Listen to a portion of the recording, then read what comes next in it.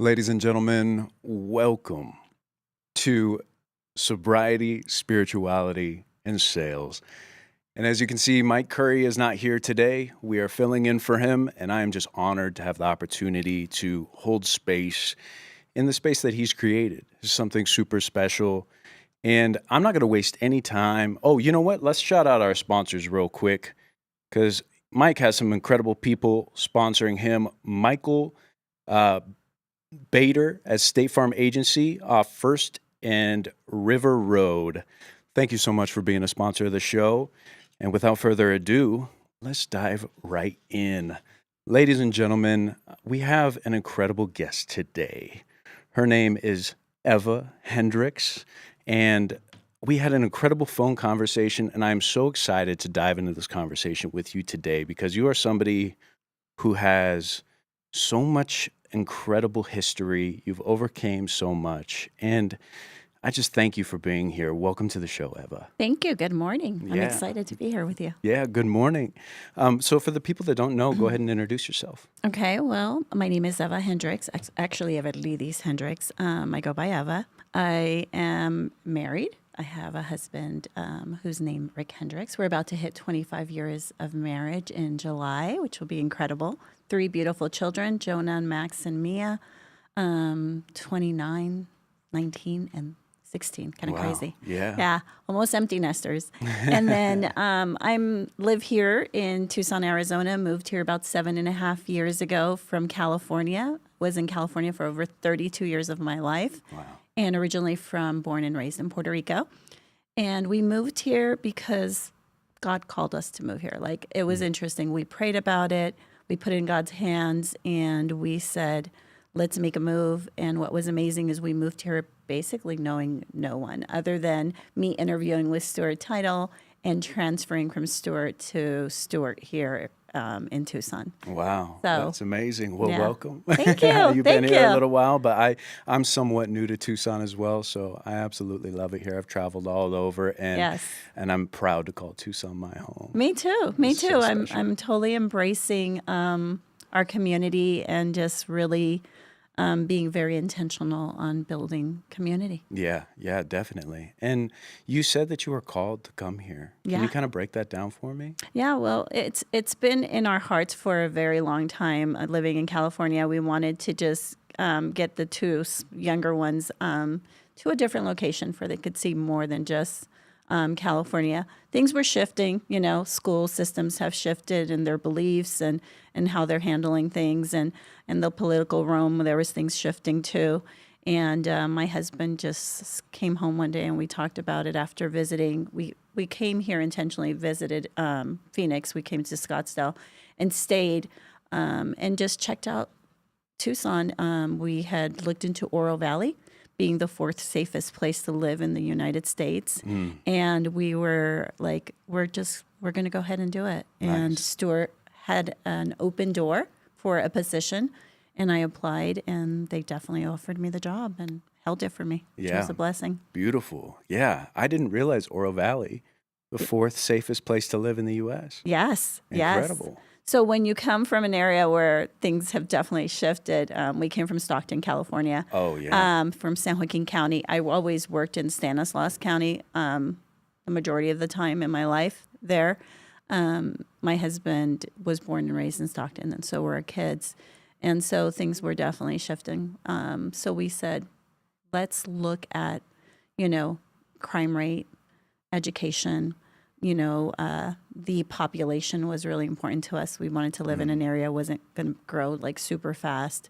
And Oro Valley checked all those boxes for us. Nice. Well, I kind of want to ask, I mean, when we're talking about the name of this show, we're Yes. talking about sobriety, spirituality, and sales. And I don't think any of those are mutually exclusive. If you're in the world of sales, those things, they tie in Oh, together yes. in such a big way. And the conversation that we had on the phone, you have such an incredible story. So as we sit here with the title of the show on the forefront of our thought here, which of those topics is most on your mind today? And where would you like the conversation to go? Well, I would say I believe everything starts with spiritual growth and spirituality. So I would start there. Foundational. Yes, definitely foundational. Yeah, so let's talk about your spirituality a bit. And, as somebody who is new to spirituality, and it's so Yeah. crazy to say that, but it is true at 35 years old, finally reaching my hand out and saying, I'm here. I don't know what this relationship is going to be like, but I'm here. And my life has changed in such a beautiful way. So I'm curious about your journey. I love that. I love that. I was raised always knowing that there was a God. I went to Catholic school, and my mom always took us to church. She was the one that led us to God every Sunday, and I knew that there was right and wrong. And then when my husband and I got together, I was in my early 30s. I just been divorced. I said to him, we were going to have Max, our middle child, and I said, I really, really want to start going back to church. And we went and visited a couple times. We went to a couple times to Catholic church, and he said to me, there has to be a little bit more than this. Like, he wanted more. Yeah. And so we had a friend of ours. We were running a network marketing business at the time, and he had a friend who he started asking, like, hey, what churches do you recommend? And they recommended Bear Creek Community Church in Stockton. It's actually in Lodi. And we went and checked it out, and we made that our church home. And at that location, we got baptized together. We accepted God, and I started my journey there. Yeah. Was there a moment that led you to say, you know what, let's re-find God. Let's reinitiate this relationship. Were things crumbling around you, or kind of walk me through what made you look at your husband and say it's time? Well, what's amazing, I think, as a parent, when you are bringing someone into the world and you realize that you're not in control of anything, at the end of the day, you can do the best you can, but God is in control. I looked at him and I said, we need God, because at the same time, he wasn't raised going to church, but he was a very trustworthy person. He has tons of integrity. He walks a really straight line. Rick doesn't sway like I did. I'm guilty too. I'm that person. Yeah. I sway. Yeah. And so, I'm broken. And so, how good is good enough to go to heaven? And that's a topic that we talk about, like what's going to put us into that space someday, because this is all, such a little time, and we think it's so important, but there's no control. We're not in control. And I think, running a business, it really humbles you. And there's good times and hard times.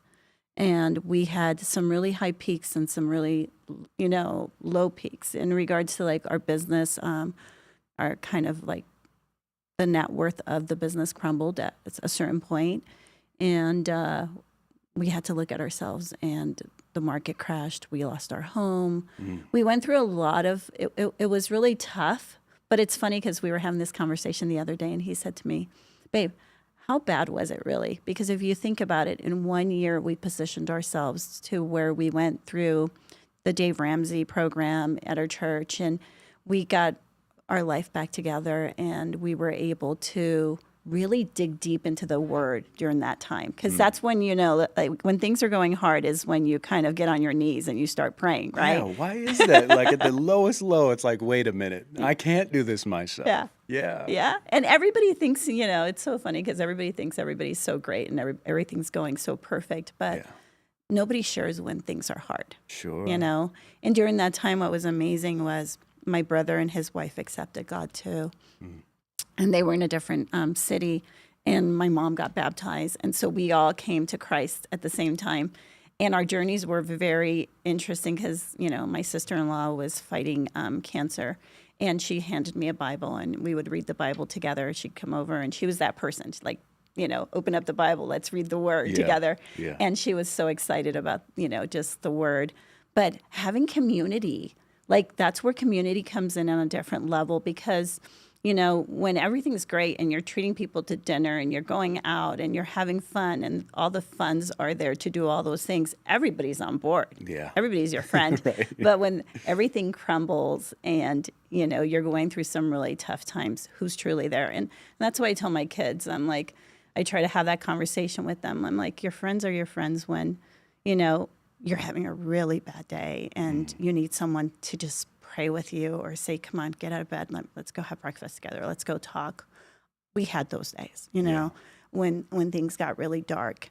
And my parents never walked away, even though my brother and I, we're only two siblings, even though we haven't intentionally always been on the same page, but they've always been there for us and vice versa. And so during that time, I remember Jennifer just being so kind and writing me a check and saying, here, take this. Wow. And I wasn't asking, Yeah. it was just given. And so when you go through those moments in life, you can't forget that, it's not all about the fame and the glory and hitting numbers and getting trophies. Yeah. Been there, check those off the box, right? But it's about the people that surround you and that are going to be there to lift you up and help you. And I think that's what I want to do. I want to do the same thing and pay it forward. Yeah. Yeah. That is, thank you for sharing that, first of all. I want to say, because community, as you said, is so important.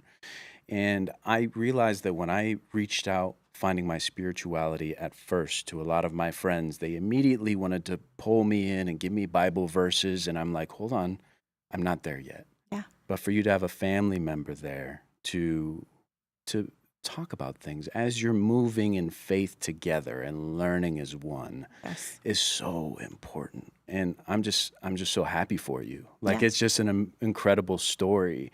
And I want to talk about community a little bit, because other than your immediate family, we were discussing how important it is, whether it be in sales, whether it be spirituality, how important it is to have people around you that are not only supportive, but that you can support as well. And your story of who you are in the community and what you do for others, I want to tip my hat to you, first of all. Oh, thank you. But let's talk about community. Let's talk about what you've built here and what you have going in Tucson and the importance of that. Well, I'm going to give it back to God, because recently, like I told you, one thing I've realized is the more I dig deeper in my faith, is the more I realize that He's leading the way. And so every morning I get up, I have coffee with Rick, and we read the Word, and I always tell God, you're my CEO. You're in charge. Open up the doors that need to be opened, shut the ones that need to be shut. That's so Keep me humble. Let me be the right person to do this. And so, I want to use all my gifts, and I want to take it to the gifts part, because I believe that we're all given a gift, or maybe more than one. And so I believe that God gave me the gift of serving and having a servant's heart. And so I feel that we are all connected in some way, somehow. And it's funny because you hear it all the time on the house. Tucson is such a small little city. Like, everybody knows each other. Well, it's funny, but I think of California, and I think of where I lived and my community in San Joaquin and Stanislaus County. When I was in Modesto, I felt like Modesto was very well connected like that too. Like, we were all a small city and we all knew each other, especially in the realm of the businesses that we're in.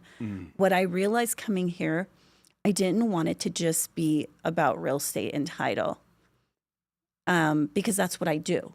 I want it to be bigger and better than that. I want it to be about everyone, every business owner, every community, every council member, every school. Like, if I could have an impact on nonprofits and help them, like, my goal was it not be about me. Yeah. It be about them. Because I believe that when you're willing to help others and bring referrals to other businesses and help them grow their pipeline, eventually they're going to buy or sell a house, or they're going to know someone and they're going to mention Eva, and they're going to mention Stuart title, you know? Yeah.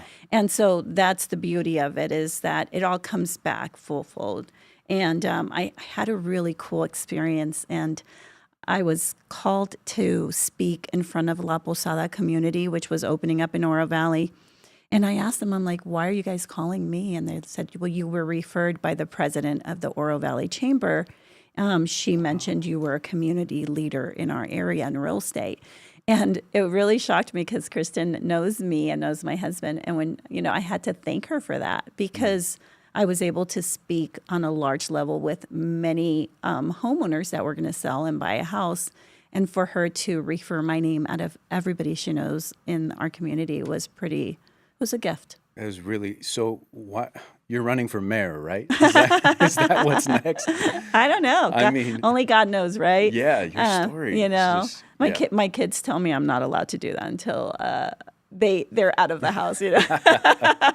No skeletons in the closet, right? Right. But no, I'm running for God. I think I'm trying to be a true example of who He wants us to be in transparency, because I think so many times we get in a room and we could act so different just because we're in that room and we're surrounded by certain people.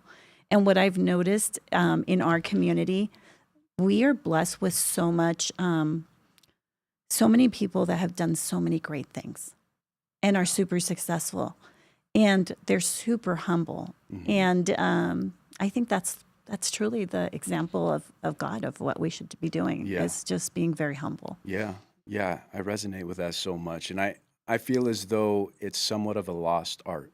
But the more that you find people and find this community of people that are willing to just work as a team, it's so different. It's so different when you have people that are there for you and that you can be there for. Give without expectations. Yes. And that's a big thing that I do with my podcast, is like, how can I support you in any which way? You don't have to share anything. You don't have to like anything. I have zero expectations, but I'm here for you. And in doing that, it has just served us so well. Things come back tenfold, and it may not be from this interaction or that interaction, but just walking with that perception of life, Right. that nobody owes you anything. There's no opportunity to be disappointed. And it feels so good. It feels so good. But I want to talk a little bit about what you have done now, because you're in Tucson. You've been here for 7 years, and you said that building this community has been super fruitful for you. What with your business here have you been up to? Because I know you did something recently that was like super exciting and it was successful. So I want to talk about that. Yeah, well, there's two things that are super amazing. The first one would be I joined the Greater Arizona Christian Chamber of Commerce, and we just launched our chapter here in Tucson. Yay!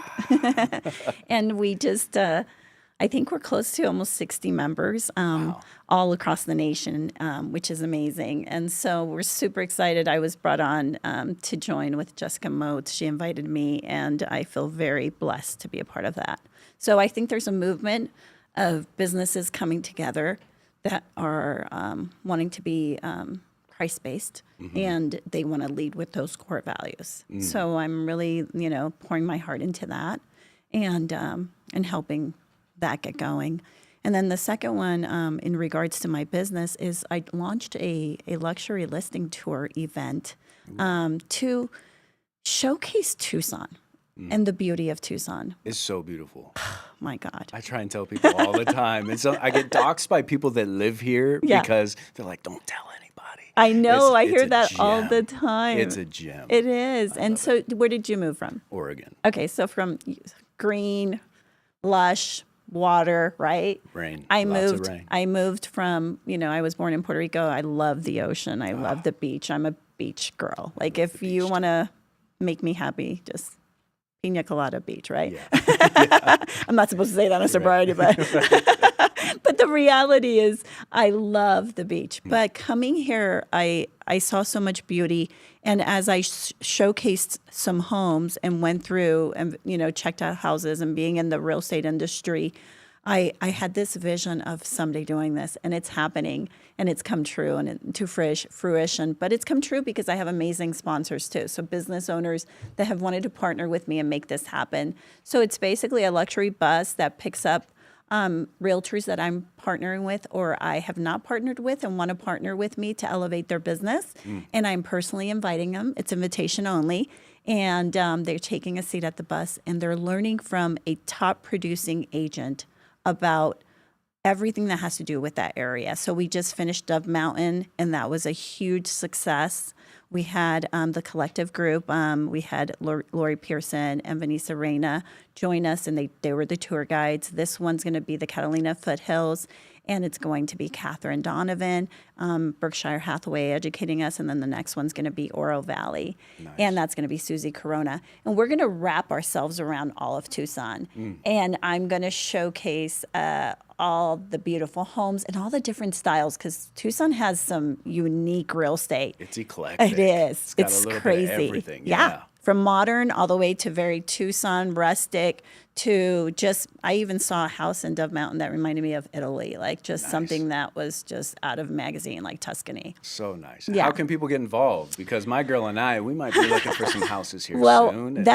I love that you're saying that. Yes. So my goal is to fill the bus with buyers. I love that. How cool would that be? Yeah, truly. So we had a buyer join us at the last tour. This tour, I have so far 3 or 4 buyers that are going to jump on, and they're coming with the realtors they're working with. And it's such a beautiful thing because if you think about it, it's like you get to jump on with no expectation. You get to learn about the community because that's what we're teaching, right? Because I believe location is everything in life. Yeah. So if you want to be intentional, you have to look at like all the data and all the information, demographics, the crime, the schools, the restaurants, because we surround ourselves around our community. And that's what we're educating on with lifestyle and luxury. Yeah. And you're a true mother. That's such a beautiful motherly thing. So motherly spoken, Oh, thank you. That's the best way I can put it because it's true. When I was a single guy roaming around, moving different places, I didn't think about any of that. No. Most at people, all. No. But now you're living for a different purpose, and Amen. you have another life to take care of and ensure their safety. So, but I hold on just a moment. I'm sorry. Yeah, okay. I know that we have commercial breaks. In my show, we don't have commercial breaks. Oh, so really? when I'm Okay. checking my phone, I'm just I was seeing if wondering, we're I was going like, to are we it. running out of time Yeah, no. already? But that's amazing. And let's talk about how you built the community here. If somebody's going to be moving to a new area, Okay. how do you spread your wings and really start involving people into your lives that are meaningful, making those meaningful connections? I love that. So are we taking commercial or do I Not start? quite. Yeah, sorry. It's good. Okay. Well, what was funny is coming from California, I had created that, right? I'd been there years. I didn't have to. People would refer me agents every day, which was really amazing and a blessing. But at the same time, a curse because you get comfortable, right? Yeah. So coming here, what I realized was, okay, I need to join a network that would become a net worth if I really dig deep. Yeah. And so I'm sure you've heard of BNI. Mm-hmm. It's one of the largest networking, industries. And so it's very intentional. So we started I got invited by an agent to start a chapter here in the Northwest side. We started a chapter. And what was amazing was I took on the role of president. And it was kind of fun because it was able to really nurture that crowd that comes in the door and really speak to them about the vision. And I believe everything comes with vision in life. If you're not sharing vision, then you're missing the boat. And if your vision is small and not large, you're not going to grow a network at all. Yeah. So we shared vision and we had a growth happen in on that chapter and it grew amazingly. We had over 56 members. I think it was the highest that I got. And that's where I started building community. And it was really cool. I put on, I had a member say to me, she was really cute. She owned a boutique. Joe said to me, Eva, can we put on a fashion show? Because she owned a boutique. And I said, she goes, I have this vision. And I'm like, well, let's do it. I mean, I had never put on a fashion show, but we did it. Yeah. And I had a graphic designer. Her name was Susan. She became an amazing friend of mine. And we would be up to like 1, 2, 3 in the morning working on this fashion show that we put together in 2 months. But we were able to raise $10,000 that year to give back to nonprofit. And we didn't even charge at the door. Wow. It's like all we did. So I want you to understand auction, and we did all the things. And then that created, and then we did it a second year and a third year, and leadership changed, and it was not something we went on with. But I was able to do that and build a huge network in my first 5 years in BNI.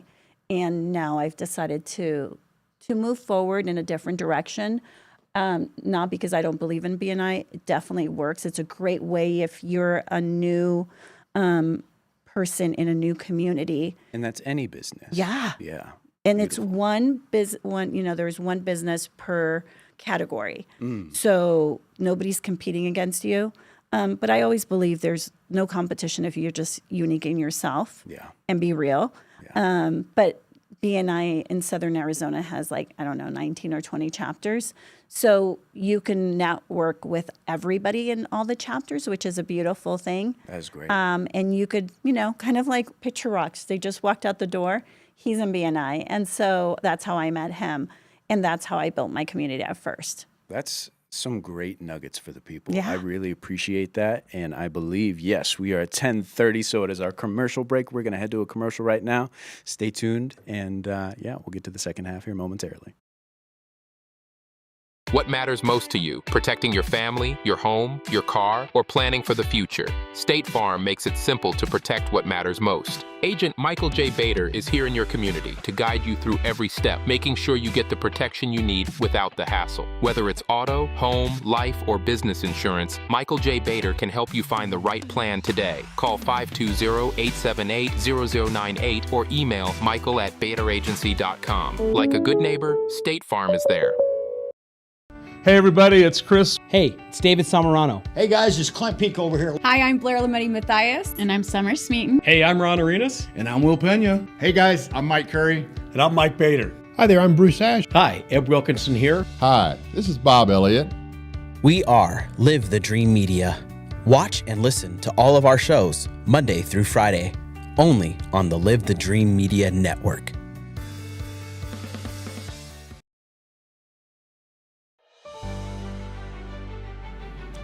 Hey, you found us on your feed. Are you wondering what Live the Dream Media does? I'm going to explain it to you. Let's go. First and foremost, Live the Dream Media is a premier digital advertising and marketing agency, but that's not all we do. We have also become one of the largest live streaming podcast platforms in the region, with our own online radio station and more on the way. Here's the coolest part. Right now, I'm standing in Studio B, where we are getting ready to put together an awesome state-of-the-art studio to continue the growth of this platform. One of the coolest things about Live the Dream Media is we take pride in being flexible. We enjoy the ability to make changes on the fly. If Live the Dream Media is a company you feel interested in working with and want to enjoy the flexibility and all we have to offer with our new podcasting network and our digital advertising abilities, reach out to us at contact@ltdmedia.net. Visit our website, livethedreammedia.com, or check us out on social media.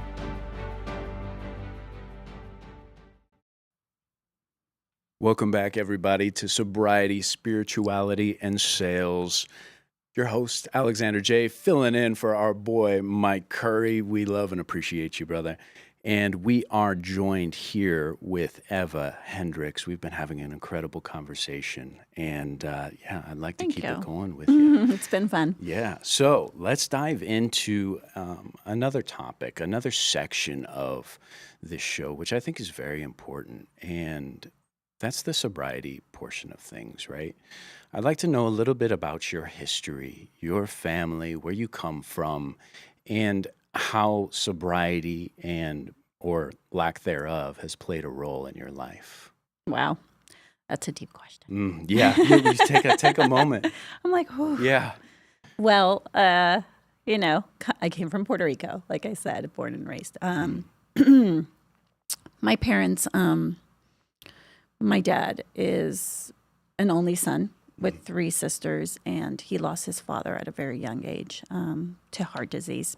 I'm sorry. He was an avid smoker. Even though he had heart problems, he wouldn't stop smoking, which is crazy. Yeah. So my dad hates cigarettes. He hates anything that has to do with smoking, just because it reminds him of what, how his Sure. dad suffered. Trauma. Yeah, trauma for sure. My dad, very, nothing against Latinos, but he's just that typical Latino macho. It's my way or the highway father. He was always and has always been an amazing provider. Like we never had to worry about, was there going to be food on the table, or where was it coming from? And I think that gave me a lot of security. He taught us that if we were going to do something, we did it 100% right and did it with all of our heart. If not, he was going to make us do it all over again. So my brother and I have we drive pretty hard and fast in whatever we do. And what was difficult was when he put alcohol into his body, he became a different person. And so there was always, as a child, there was that fear of, is Dad going to get drunk, and to what capacity? And so that kind of affected, truly affected the way I see alcohol. And I always knew that I would never be with a man who was an alcoholic or somebody who was going to be a, true narcissist or tell me, how to, act, dress, live life. My mother was an angel, and God bless her. They went through a lot, and they've been married over 55 years now. But they went on and off many times. And so we lived a life where we jumped around at times. And because of that, I think that's why I learned that no matter where you land, you just got to get up and walk and move forward. But I also learned that I don't ever want addiction to be something that takes over my body. And so for me, I'm not a person who drinks tons of alcohol. If I have 1 cocktail or 2 is max, that's all I need. My kids laugh at me and say, "Mom, you've had 2 drinks," But I don't ever want to go into anger also and disciplining based because alcohol's in my system. So I think that's where the broken chains came in, and the more I learned about the word and how important it is to have broken chains and pray for that. I pray for my children, that addiction doesn't take over them, and that they understand that it's something that they have to self-reflect, that I can't, as a parent, I can't make them not do things. Which is so tough. You want to. It is. And I will tell you, as I look at the world and everything's so easy and available. It is probably the part that's really hard is that fear, which we know fear is not from God. But at the same time, as a parent, like, I believe in prayer, and I am a praying warrior mother and a praying warrior friend. Anybody needs prayer, they can reach out to me, because that's my jam. I love to pray. I feel that we all need prayer, and prayer can move mountains. And that's my favorite Bible verse, that when 2 people come together, mountain can be moved. And you have to have that faith, because it's not going to happen probably like tomorrow. Sometimes it can, but you just got to put things into prayer. Yeah, absolutely. I love that. Thank you for sharing that. Yeah. And I think about what you're saying as far as this world and the state that we're in now, and how socially acceptable not only is it to drink, but the comfort of the world that we live in today, and how easy it would be to turn to having a drink. Now, when your father drank, was it like an after work thing and then he would drink through the evening and wake up and do it all over again? Or do you think it was rooted in anger and that would come out after he drank? Or what was it that you saw in him that you think brought him into drinking? Well, I think it numbs you. It's an escape, truly. Because we've all felt, hey, I need a drink right now. It's Friday, It would have been, he was more like a weekend, drinker, or like with the guys, like he didn't know when to say no and stop. And that was the hard part, that, no matter if we were at a wedding or a family event or it was a holiday, once he started drinking, he wouldn't know how to stop. Yeah. And he wasn't the type of man that would be like, hey, here's the keys, you drive home. It was like, no, I'm the man, I'm driving home. Oh, God. And yeah, so scary. back then, we didn't have seatbelts, and they didn't Sure. require all those things. So I remember, as a kid, holding on to my brother in the back seat and being upset at my mom because I was like, why are you, like, we would get mad because I was like, why are you letting this happen? Like, we wanted her to control the situation and keep us safe. But what's amazing is I had a lot of probably resentment or anger built up in that, like many people do with their parents, because life is not perfect, but they were as perfect as they could be, Sure. and that's the thing. I look at it now and I judge so differently, and I look at it and I've forgiven my father, and he's actually accepted God into his life, and he's a total different man today at the age of 70, almost 77. It's crazy. But I just, the part where, as a parent, if you're looking at your kids and they're looking at you for an answer, it's important that if we can guide them and lead them and break those chains and pray on sobriety, because I will tell you, I've learned to pray for generations. Like, I pray for my grandchildren and my great grandchildren. I don't have any of those yet, but I just pray that no one has to accept that. Yeah. Yeah. When you look at, and I love what you said, is that, for one, accepting what it was when you were a kid. Now that you're older, you can look back with acceptance and then move on to forgiveness. And as you get older and you start experiencing your own things in your own life, there is that understanding. You start to be like, wow, she really did do the best that she could do. That resentment just melts away. Yeah. But now that you're raising children, what is the best way that you're working with, being that you went the opposite direction of not going into, drinking yourself to sleep on weekends? Right. Is it just educating them as best they can, or like, how are you opening their eyes to a world of not overdoing it? Yeah. Well, it's hard because as a parent, your kids are, your mom and dad, we know nothing. Right. Yeah, that is true. Even though they say we know a lot. Yeah. It's so cute. Max gave me a Mother's Day card, and he put that he would never change anything about me in that card. And it was so beautiful because you realize that they're understanding, right? Mm-hmm. But at the same time, they're going to make decisions on their addictions or the things that make them feel happy or numb them, right? Yeah. And all I can do, and this is what I do all the time, and it's funny because we were having a Mother's Day dinner at our house, and we were talking about, I said, there's not going to be any secrets at this table and in our home. We're not hiding things. Mm.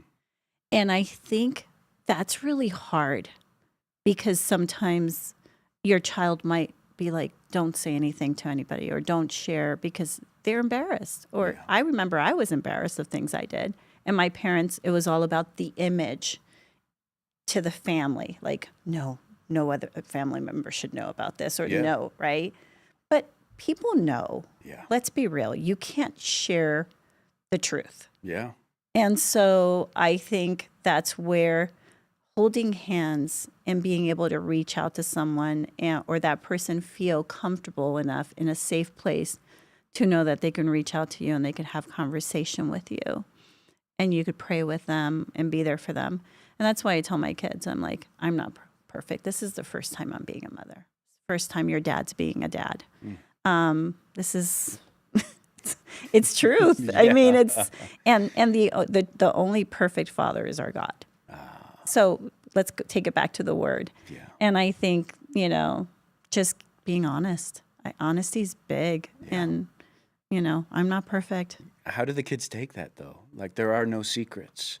Yeah. Do you find them opening up? Yeah. Do you find them still holding things that that they're waiting to hear? Like, How was that? How was that? Well, it's funny because I know there's things that they don't tell us, obviously. Sure. And, but I know that there's people they go to. Yeah. And Good. I pray for those people because I think those people can determine and help them move forward, or they can clutch them. And I think at the end of the day, it's like they say, who are the 5 people you surround yourself? And I tell them all that time, like, be careful of your choice of who your friends are. Yeah. Look at that, because that's going to be a decision maker at one moment in your life. Like, maybe they'll want you to do something that you don't want to do. Yeah. And it's very kind, very sweet. I got some really 2 messages from 2 of Max's friends, and they were just such kind messages. And I thought to myself, sometimes I believe that God brings kids into our lives at times and seasons, and that we need to be really open to being in there to pour to them and love on them, because it's hard. I remember being a teenager. I remember looking at my parents and thinking they were crazy. Like, Mom and Dad, I'm so sorry. I love you. Yeah. Yes, and I'm so sorry. and if you think about it like this: like, when did I become that person where I was like, "Wow, like, Mom, I am so sorry." Yeah. Exactly. I know the moment. The moment was I held Jonah in my hands. He was just born. I was 25, almost 22 weeks away from being 26. Held him in my hands, and I just bawled. And I thought, how do I keep this kid safe? Yeah. This is scary. Yeah. And I remember calling my mom and just telling her, Mom, you were amazing. You never left me. You were always there. You were consistent. You showed up, even when you didn't want to show up, even when it was hard and I was difficult. And even when I didn't think she was cool to even be at my table. Yeah. Isn't that crazy? As a kid, you don't even want your parents there because you're like, oh, you're embarrassing me, right? Oh, gosh, yeah. Again, Mom, I'm so sorry. But now I look back on those moments, and my goodness, I mean, my ma, she was the epitome of just over the top, just an absolute character on a stage all the time, the funniest lady in the room, so charismatic. And she loved to put that on display when I was in those moments of being a child, right? So it was so hard for me, and I was just curled up into a ball and just didn't want anybody to know that was my mom, because she was over the top. And now I look back and I just laugh. I smile. I think about that, and I'm like, I cannot wait. I'm actually an expecting father, so I'm sitting here and I'm taking so much from what you're saying to these children, and I hope that this doesn't sound like a selfish conversation with me asking these questions about faith and things like that. But I look back on my mom with so much gratitude and so much love, because those moments of her intentionally embarrassing me, I learned a lot. And it's crazy you would say that, because there's been times lately as the kids are getting older that I just kind of like hold back. Yeah. Don't. And don't say anything. Don't. And it's hard because, it's crazy because I've heard it like probably like in the last 3 months, even my Mother's Day card to my mom said, my kids are beginning to say, or I'm beginning to sound just like you. And that was her Mother's Day card. And I wrote inside, how blessed I am to be compared to you. Right. Yeah. And so, and I've heard the kids go, oh my God, you remind me of Grandma. I've heard it like 3 or 4 times these last 3 months. And finally I addressed it, and I looked at my son and I said, you know what? I'm going to take that as a compliment, because your grandmother will get up and serve you guys no matter how tired she is. She will come and take care of me when she comes from Puerto Rico to visit. And she will have the house clean on Fridays, so when I get home, I don't have to clean the house. Yeah. All the things that you would hope that somebody just steps up to help serve you because you serve others, and you're exhausted. That's my mom. Wow. And that's the kind of woman she is. And that's the example I've had.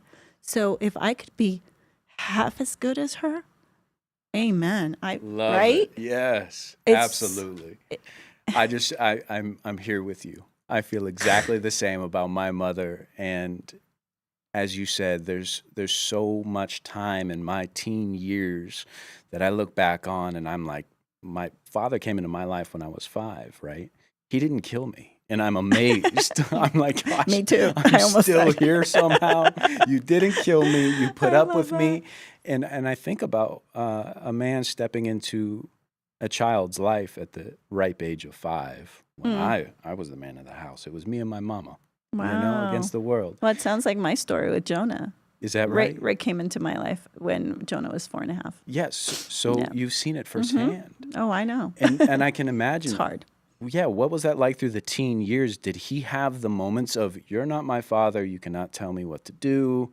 Like that, I know that that's what I went through. And I was just like, oh my gosh, how could I do that to you? Yeah. He's the man, he is just so awesome. He's so kind and so willing to take on all the issues that the rest of the family was having and absorb them. And gosh, I put them through so much. But you know what? It's if I can tell you as a mother who went through a time period where Jonah kind of like he wasn't really present with that in our lives for a while because he made that choice. He was with someone who just didn't want us around. I'll tell you, the moment he came back as a mother, I just forgave him. Like there was no hiccup. Like my son was back, and that was the biggest gift that God could give me, and I am so thankful for that. So yeah, yes, I'll take that any day. And I think that honestly, it teaches us to be able to talk to other parents when they're going through different moments, difficult moments where maybe their child's pushing them away or is choosing a different life than what they want for them. And also, I think we have to remember, like we pushed God out of our lives, our Father, our Heavenly Father, at times, and we've turned our backs, and He was always there. He never left us. That's exactly how I wanted to be as a mother, and my husband is as a father. I love that. I love that. I am so curious how, and I know you said that every morning you guys dive into the Word. Mm-hmm. It seems as though in tough times is when we reach out. Right. It's when we're at the lowest of lows that it seems like our only option. And then when we do, whether we do or not, we find our way out of those moments, right? But when we do, it lifts such a big burden off of our shoulders. And all of a sudden, this weight is just not weighing us down anymore. And it just is, it's an aha moment. Yeah. And I felt as though God was saying to me when I said, here's my hand, let's build a relationship. Mm-hmm. I just felt like he was like, I've been waiting for you, man. I love it. Finally, I find it hard now in practice when things are going good. And I said this when I reached my hand out, that I'm going to continue to be here to, to serve you and to find your guidance. But I find it hard when things are starting to turn around and all the blessings are coming in to keep that relationship alive. So I ask you for advice in keeping your relationship alive. Obviously, reading the Word every morning is one portion of it, but did it start like that? Did it start with every morning? Was it immediate? I know that you had the support system of your family there, but walk me through continuing to find faith in the path with God. Well, I think it's important that you get involved with a church group. Bible study is very important. Having that group of, whether you're doing it with men or you're doing a marriage group together, because it's easy to do. It's funny because when we first started and accepted Christ, I always did a women's group. And I was really involved with the women's group at church, and I got involved with, all the things at church that the women did. But right now in our season, fast forwarding, we're doing a Bible study groups in our home, and we're doing it with couples. And we have a lot of seasoned couples with a lot of wisdom, and it's beautiful. I would tell you reading the Bible every morning, or the Word, or even if it's a Bible verse, and like checking in, just saying what you're thankful for. Pick 3 things, and it could be as, I'm just thankful for the beautiful weather we have in Tucson, like we don't have to deal with earthquakes and hurricanes and all the things, right? I think it's important to come from a heart of gratitude, no matter what's going on, even when things are tough. And we've gone through different seasons in our lives. It hasn't been roses, and chocolates, and every single year there's been difficult times. There was a difficult peak in my business here, coming here and not having friends. And, Thanksgiving when you're alone and it's just you and your little family, that's tough, especially when you've come from an area where you had a house full of people. Just in a snap of a finger, you could pack the house with your friends, right? And so coming here and learning to build community and have friends and open up the doors and trust in the people you're bringing into your home too, because you got to be careful and pray on that too. I would say consistency in prayer is everything, even when you don't want to pray with her or him. Because there's been times where I don't want to pray with him and I'm mad at him, and and then I'm like, but one thing we have learned, that we don't put the D word out ever. Like, that's not allowed in our house. That's not allowed in our marriage. And speaking when you're mad, it's not healthy. So it's better just to walk away and pray and just walk away and process and then come back to each other afterwards. That's been one thing. And respecting each other. I think respect is everything, because once you say harsh things and those words come out, you can never take them back. Yeah. And I think that's where judgment comes in, because then it'll be like, well, God doesn't want you saying that. Aren't you a Christian? Aren't you someone? We still are flesh. We still mess up at times, and we say things that are not right. Yeah. So being a little bit just understanding and forgiving, and not judging. And I think judging is the hardest part. Gosh, yeah. I don't know about you, but I would tell you, that's the constant that I have to pray for, because we come across all kinds of crazy in our industry and in our world, and people are people. It's hard when people. I think the closer you become to God, the more you start getting a gift of just like seeing through someone's spirit, and if they're lying or not, and if you feel that, and God's giving, the Holy Spirit's giving you that gift of discernment, and you're like, but I really want to be their friend, or I really want to hang out with this person. And then all of a sudden the truth comes out. It's hard. It's tough. Yeah. It's tough, but he's my best friend, over Jesus. Of course, Jesus is first, and he always says God's first too, but he's my best friend. I do life with him. And, that's great. I'm going to get emotional, because we're going to hit 25 years of marriage, and who would have thought, we met 6 months later. We were engaged. 6 months later, we were married. A month later, we were engaged. And who would have thought? I didn't know this man when we were getting married, walking down the aisle, and we're about to hit our 25 year. Congratulations! Yeah, that's beautiful. It's a blessing. Yeah, my girl and I.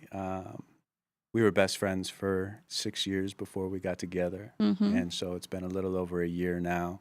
So I guess for any newly coupled individuals, what kind of advice would you have? I love what you said there, is like, never talk about things mad. Yeah. Take a moment. And her and I don't get angry. We just don't. Like, that's just not in our DNA. But that's fantastic advice. So I'm curious for any other newer relationships, if you have any. Don't bring up the past. Don't bring up the past, because we've all messed up. Yeah. And that just is a ding. My biggest advice, it's so funny, we were just having this conversation in the pool on Sunday on Mother's Day, because our kids are all dating someone, and they're all in great stages in their life, and we're really thankful. Like, Jonah's dating Macy, and they're having a beautiful relationship, and we're seeing him blossom, and he looks so happy. Every time I see him with a big smile.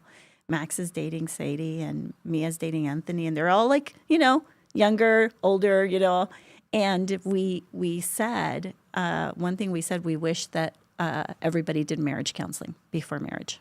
Oh, wow. Through church. Interesting. Okay. I think that should be. I wish every pastor that was going to marry someone, or every priest, like that was part of the requirement. And I think being real open on just speaking truth during that counseling, because what happens is you can't change someone's family. And I think that's where the reality comes in, is if you're marrying him, you're marrying the family. And if you don't like the family, understand that's never going to change. Yeah. And you're going to have to be very forgiving and loving on that situation. And the same, like maybe they didn't like my family, you know? Yeah. But you can't change people. And of course, have I changed and become a different human? If you ask Rick that question, he would say, absolutely. My wife is a different person than when I met her. She's learned to quiet down and give things to God. And I was that person, you know, like where I thought I was in control, and that woman who it's got to be up to me. And, you know, I'm not letting any man take control of who I am, and all those things because of that sobriety, because I wasn't going to be my mother. Isn't that crazy? Where now it's like, I am my mom. Yeah. And grateful. And thankful. Eva, thank you so much for coming on to the show. Go ahead and let the people know where they can find you. Yeah. Well, I'm Eva Hendricks, and I'm just, if you're looking at buying a house or selling a house or refinancing, you have the choice of a title company. So I'm at Stewart Title, and I'm business development. My number is 520-237-9936, and it's eva.hendricks@stewart.com. We're here to service you and partner with you. Beautiful. Thank you so much for joining us on the show. Thank you, Mike Curry, for having me sub in for you today. I hope that I did okay and filled those 6'5" shoes of yours.